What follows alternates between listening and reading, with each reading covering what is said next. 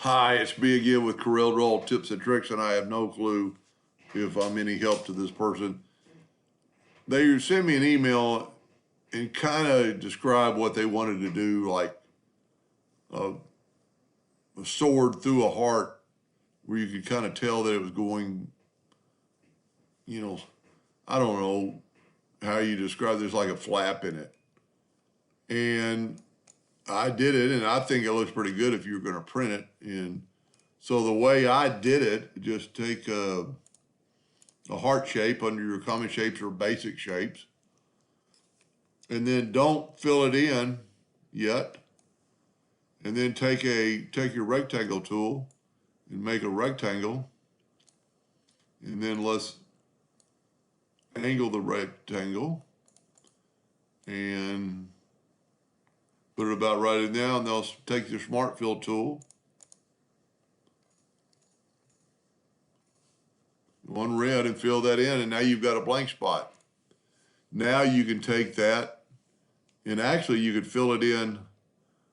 I made this color to use the interactive fill tool, but you can take that color that you made, make it nice. It's just a darker red, and then fill that in.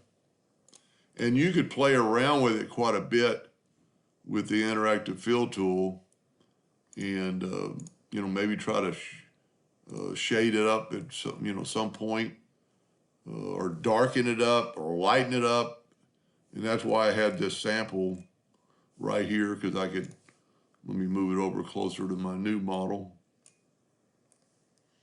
And you can actually take and put that same color again and again, and with your interactive fill tool.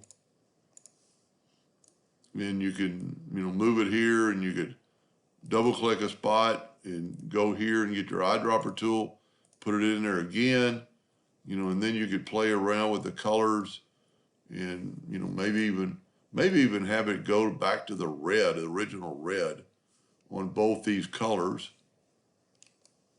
And then that way, that looks pretty good. It looks like it kind of fades in there. And what's good about this, just take your sword and put it through there. Of course, we'd want to put the sword on the front layer, so we've got the sword collected, so we're going to put it to the front layer. But now we're going to take our selection and put it to the front layer. Whoop.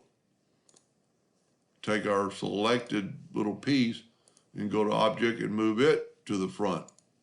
So the sword looks like it's, I think I did a pretty good job on that color, because it kind of blends in. It actually looks like it's kind of folded. So that's how I would do it. Pretty cool effect. Never thought about it before. I don't know what you'd call that, just a loop. Anyway, I hope that helped them a little bit. Thank you for watching.